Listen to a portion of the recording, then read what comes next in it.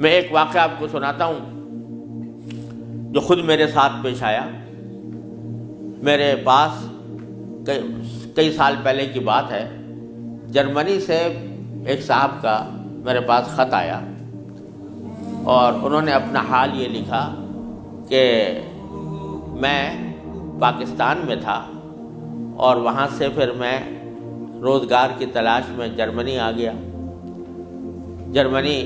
جب آیا تھا تو اس وقت دین کا کوئی احساس میرے دل میں نہیں تھا، دین کی کوئی فکر میرے دل میں نہیں تھی. میں صرف دنیا کمانے کے لیے یہاں پر آ گیا تھا، تو نہ اپنے دین کی کچھ خبر تھی، نہ معلومات تھی، نہ اس پر عمل تھا. لیکن یہاں پر رہتے رہتے میں نے ایک کرسچن لڑکی سے میرے تعلقات ہو گئے اور پھر میں نے اسے شادی کر لی. شادی کے بعد بھی کوئی دین کی طرف رغبت پیدا نہیں ہوئی، کوئی احساس پیدا نہیں ہوا. لیکن جب اولاد ہو گئی اور اولاد ذرا نشو و نما پانے لگی، ذرا سی وہ سمجھدار ہونے لگی، تو اس وقت میں نے دیکھا کہ میری کرسچن بیوی وہ اولاد کو کرسچینٹی پڑھا رہی ہے اور کرسچینٹی کی تعلیم دے رہی ہے. تو اس وقت میرے دل کا اندر کا سویا ہوا مسلمان جاگا کہ یہ میری اولاد ہے اور یہ کرسچن بننے جا رہی ہے، میری بیوی اس کو کرسچینٹی پڑھا رہی ہے. تو میں نے اپنی بیوی سے کہا کہ تم اس کو یہ کرسچینٹی مت پڑھاؤ. بیوی نے کہا میں کیوں نہ پڑھاؤں، یہ میری بھی اولاد ہے اور میں اس کو حق سمجھتی ہوں، تو اپنی اولاد کو بھی ویسے ہی بنانا چاہتی ہوں. میں نے کہا نہیں، کرسچینٹی حق نہیں ہے، اسلام برحق ہے. تو اس نے کہا مجھے ثابت کرو کہ کیوں برحق ہے اسلام اور کرسچینٹی میں کیا خرابی ہے. تو اب میرے پاس علم تو تھا نہیں، مجھے اپنے دین کا بھی پتہ نہیں تھا، کرسچینٹی کا بھی پتہ نہیں تھا. لہذا جب وہ بات کرتی تو میں اس کا جواب دینے کے لیے کی پوزیشن میں نہیں تھا، اس کے سوالات کا جواب نہیں دے سکتا تھا، اس کے اعتراضات کا جواب نہیں دے سکتا تھا.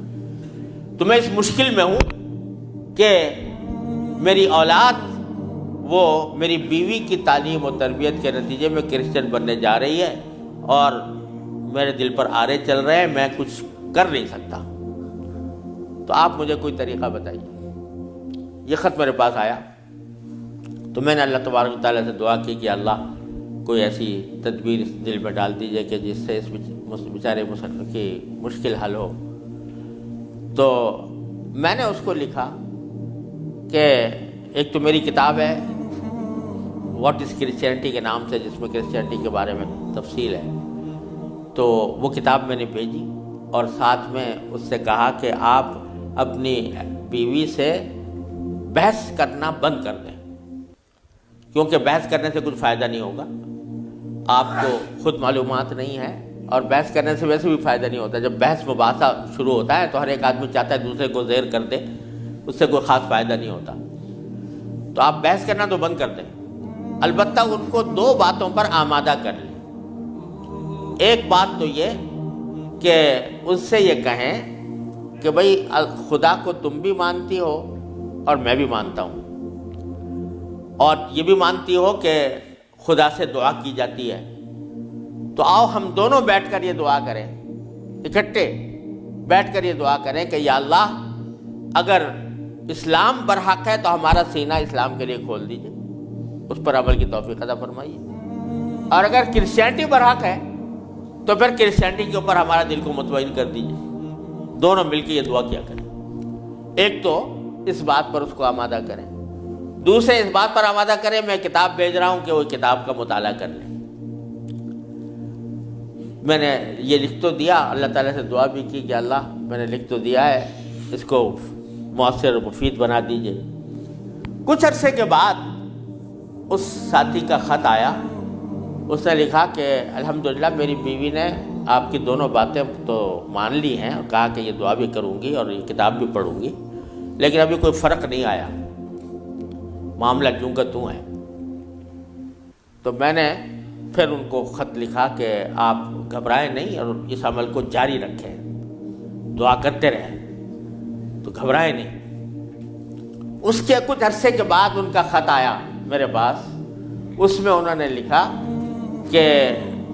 عجیب و غریب واقعہ ہو گیا. وہ یہ کہ میری بیوی وہ کسی جگہ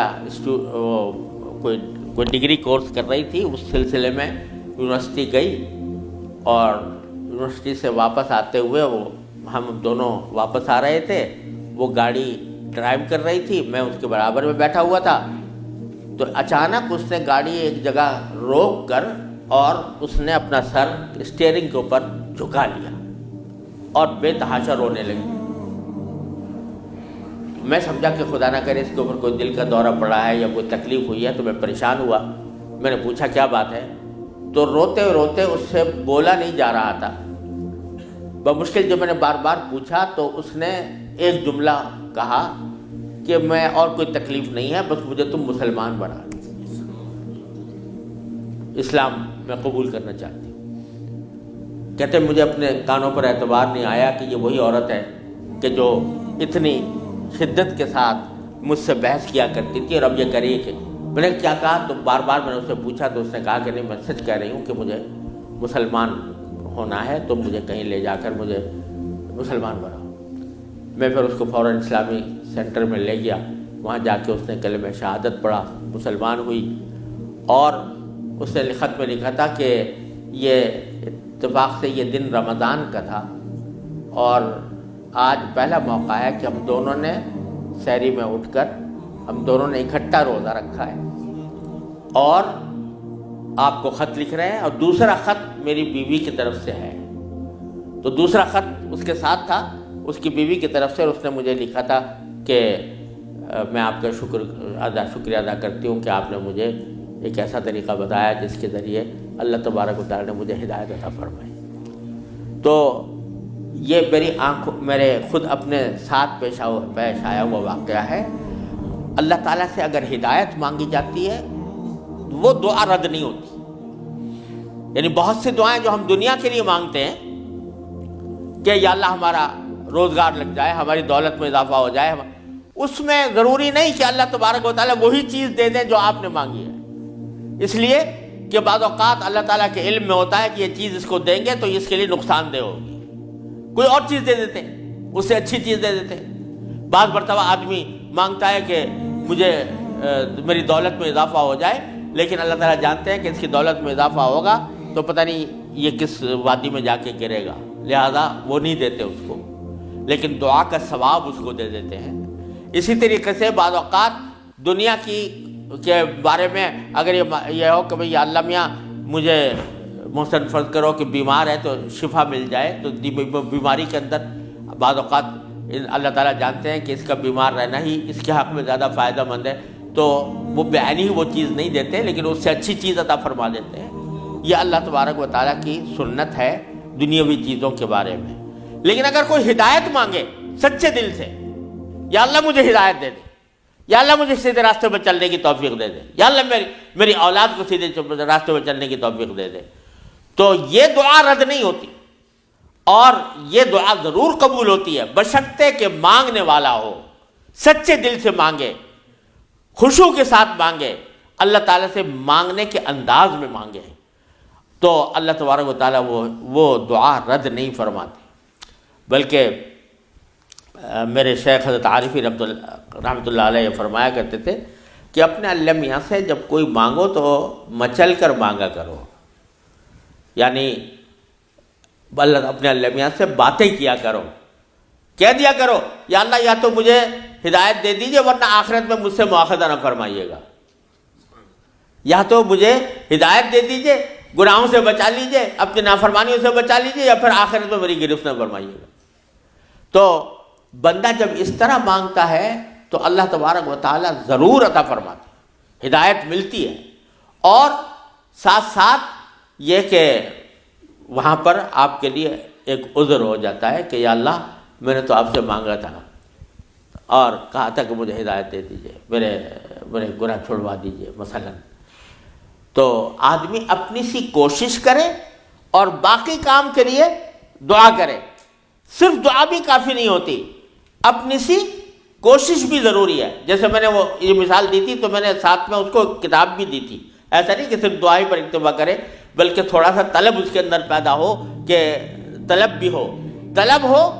اور اس طلب کے لیے کوئی عملی اقدام اپنا سا کرے، اس کے بعد اللہ تعالیٰ سے مانگے، تو اللہ تعالیٰ رد نہیں فرماتے۔ حضرت مولانا رومی رحمۃ اللہ علیہ فرماتے ہیں، مثنوی والے مولانا رومی فرماتے ہیں کہ دیکھو حضرت یوسف علیہ السلام کا واقعہ دیکھو کہ ان کو جب زلیخا نے ورغلایا، گناہ کے اوپر آمادہ کرنے کی کوشش کی، تو قرآن کریم میں ہے کہ اس سے پہلے اس نے سارے دروازوں پر تالے ڈال دیے تھے، غلقت الابواب، سارے دروازوں پر تالے ڈال دیے تھے، اور پھر حضرت یوسف علیہ السلام کو بہکایا، ورغلایا۔ تو حضرت یوسف علیہ السلام آنکھوں سے دیکھ رہے تھے کہ سامنے دروازوں پر تالے پڑے ہوئے ہیں، نکلنے کا راستہ نہیں ہے، لیکن انہوں نے یہ سوچا کہ میرے بس میں اتنا ہے کہ دروازے تک چلا جاؤں، بھاگ گئے، تو بھاگ گئے، دروازے تک پہنچ گئے، اور وہاں جا کے مانگا اللہ تعالیٰ سے کہ یا اللہ یہاں تک پہنچنا تو میرا کام تھا، آگے دروازے سے باہر نکالنا اور اس گناہ سے مجھے بچانا آپ کا کام ہے۔ تو نتیجہ یہ ہوا کہ دروازے کے تالے ٹوٹ گئے اور داخل۔ تو مولانا رومی فرماتے ہیں کہ گرچہ رکھنا نیست عالم را پدید، خیرہ یوسف وار می باید دوید، اگرچہ تمہیں اس دنیا کے اندر تمہیں کوئی راستہ نظر نہیں آ رہا، گناہوں سے بچنے کا، اللہ تبارک و تعالیٰ کی نافرمانی سے بچنے کا ماحول ایسا ہے، اس سے نکلنے کا راستہ نظر نہیں آیا، لیکن خیرہ یوسف وار می باید دوید، جس طرح یوسف علیہ السلام دروازے اپنے حد تک جتنا کر سکتے تھے اس کے لیے دروازے تک دوڑ گئے، اس طرح تم بھی دوڑ جاؤ اور پھر اللہ تبارک و تعالیٰ سے مانگو، تو اللہ تبارک و تعالیٰ انشاءاللہ رد نہیں فرمائیں گے۔ اس لیے میں عرض کرتا ہوں کہ اپنے معمولات میں، روزمرہ کے معمولات میں یہ بات شامل کریں کہ رات کو سونے سے پہلے اللہ تبارک و تعالیٰ کی بارگاہ میں اپنی بھی اور اپنی اولاد کی بھی، اپنے گھر والوں کی بھی ہدایت کی دعا فرمائیں۔ اللہ یا اللہ اپنے رحمت سے ہم چاہتے ہیں کہ ایسا کریں، اپنی طرف سے کوشش بھی کر رہے ہیں، یا اللہ اپنے فضل و کرم سے اپنی رحمت سے اس کوشش کو کامیاب بنا دیجئے اور ہمارے دلوں کو پھیر دیجئے۔ قرآن کریم حضور اقدس صلی اللہ علیہ وسلم دعا تلقین فرمائی، یا مصرف القلوب صرف قلوبنا علی طاعتک، اے وہ ذات جو دلوں کو پھیرنے والی ہے، اے اللہ ہمارے دلوں کو اپنی طاعت کی طرف پھیر دیجئے، اپنی اطاعت کی طرف پھیر دیجئے۔ یہ دعا سرکار دو عالم صلی اللہ علیہ وسلم تلقین فرمائی۔ تو یہ دعا ہر روز بندہ مانگے اللہ تبارک و تعالیٰ سے، انشاءاللہ رد نہیں ہوگی، انشاءاللہ ضرور کامیابی ہوگی۔ اپنی طرف سے کوشش جاری رہے اور ساتھ ساتھ اللہ تعالیٰ سے مانگتے رہیں، انشاءاللہ یہ کوشش کبھی رائے گاہ نہیں جائے گی، اللہ تبارک و تعالیٰ اس کو ضرور قبول فرمائیں گے۔